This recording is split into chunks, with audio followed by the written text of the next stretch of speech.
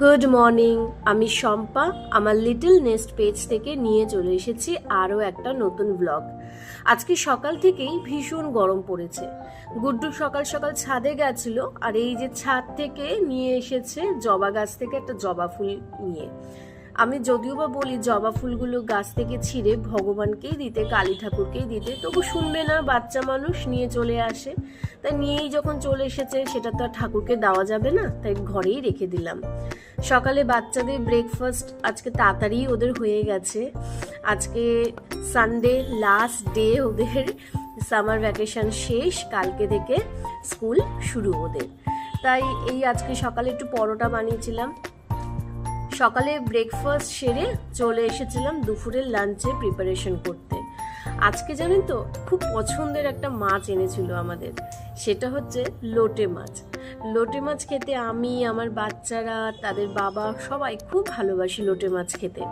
তবে লোটে মাছ আনলে কিন্তু দুরকমভাবে করতে হয় আমাদের বাড়িতে। এই যে একদিকে হচ্ছে গোটা গোটা লোটে, যেটা কিনা আমার বর খাবেন, কারণ উনি আবার ঝুড়ো লোটে মাছটা খুব একটা ভালো খায় না, এই গোটা গোটা লোটে মাছটা খায়। মাছগুলো দেখেছেন তো, ভাঙেনি কিন্তু।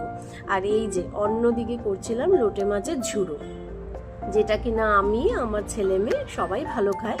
তবে গুড্ডু এটা একটু কমই ভালো খায়, ও ওর বাবার মতন ওই গোটা লোটে মাছটাই ভালোবাসে।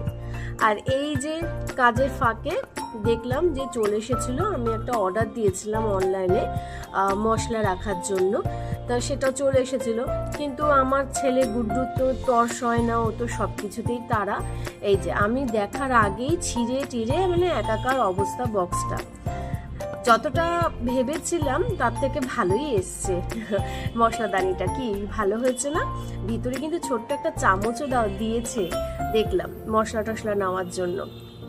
আজকে সন্ধেবেলার পর থেকেই দেখছি আকাশটা কেমন, বৃষ্টি নেই কিন্তু গরম আছে, কিন্তু দেখে মনে হচ্ছে বৃষ্টি হবে হবে। ছাদে গিয়ে তাই আকাশটা দেখে খুব ভালো লাগছিল, তাই ভাবলাম আপনাদেরকেও একটু দেখাই। রাতের আকাশের একটা আলাদাই সৌন্দর্য আছে, তাই না? দেখলেই যেন মনটা ভরে যায়। সকালে যে দাবদাহ রৌদ্রটা সেটা থাকে না। আর ওই যে দেখতে পাচ্ছেন তো, আপনাদের বলেছিলাম না আমার বাড়ির পাশে সেই রেলগেটের কথাটা, এই যে আজকে দেখছি ওখানে রেলগেটে এখনো ট্রেন আসবে হয়তো, তাই রেলগেট পড়ে রয়েছে, কত গাড়ি ওখানে